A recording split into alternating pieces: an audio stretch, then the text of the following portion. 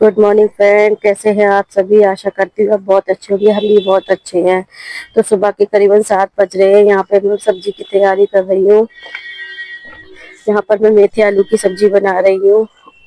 और यहाँ पर आज मेरी बेटी को स्कूल जाना है, लड़के की छुट्टी है तो वो ही स्कूल जाएगी। तो उसके लिए फिर मुझे सब्जी बनानी पड़ती है। वो सब्जी खाती ही नहीं है, पता ही नहीं कैसे, मतलब वो सब्जी कभी खाती ही नहीं है। फ्रेंड्स मुझे बताना, मेरी लड़की 6 साल की हो गई है पर सब्जी नहीं खाती है, पता ही नहीं क्यों।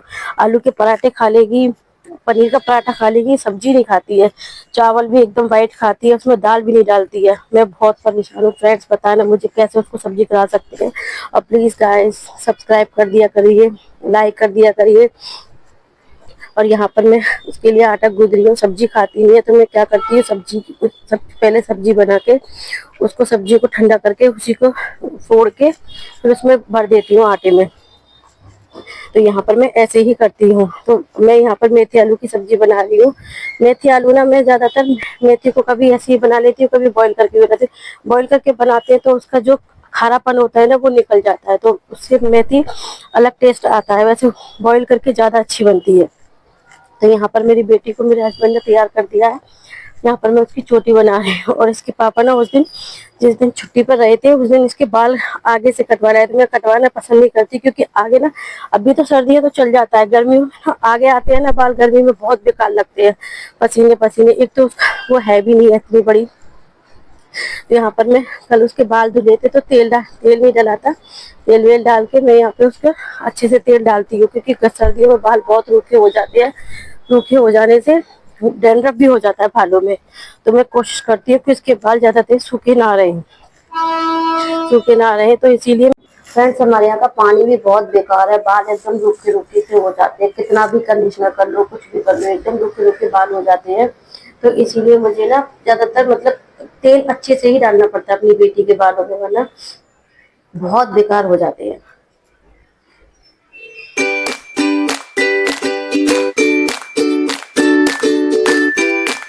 बेटी कैसी लगी प्लीज कमेंट में जरूर बताना।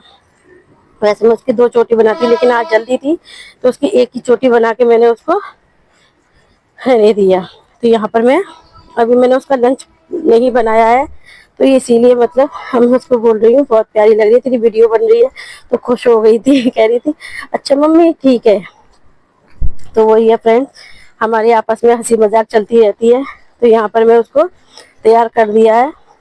अब मैं उसका लंच बनाने जा रही हूँ। तो यहाँ पर उसका लंच, मैंने सब्जी, मैं बता रही थी ना, सब्जी को फोड़ के, सब्जी को अलग से निकाल के ठंडा करके उसको पराठे ये भी नहीं खा के आएगी वो। और बाकी में ये खा के नहीं आई थी वो, उसके मतलब जो मैंने फ्रूट्स दिए थे बस वो ही खा के आई थी।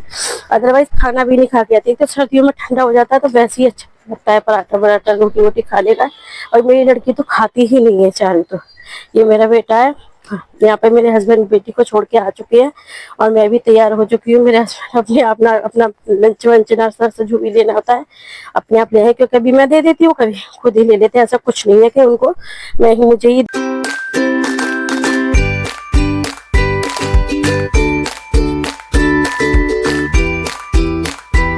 और यहाँ पर देखो मेरे बेटे का कुछ अलग ही चल रहा है। इसको हर वक्त खेलना खेलना खेलना, पढ़ने के नाम पे तो मम्मी याद हो गया, मम्मी याद हो गया, सुन लो, जस्ट सुन याद हुआ ही नहीं, बस सुन लो सुन लो सुन लो, बस यही रहता है इसका। और यहाँ पे मेरे हस्बैंड कुछ कह रहे, देखो ये लड्डू खा रहे हैं ना, इस पे हंसी आ रही है। ये मेरी मम्मी ना गई थी ना तो वहां से तिल के लड्डू लेकर आई थी। लड्डू पता ही नहीं कितने थे, पर जितने भी थे सबका एक बन गया था। तो उसी को देख के हंस रहे, कह रहे मैं, मेरे हस्बैंड मीठा ज्यादा खाते तो मैं कह रही हूँ तुम्हारे लिए बना सबसे बड़ा लड्डू। तो वो उसी बात को लेकर हम हंस रहे हैं।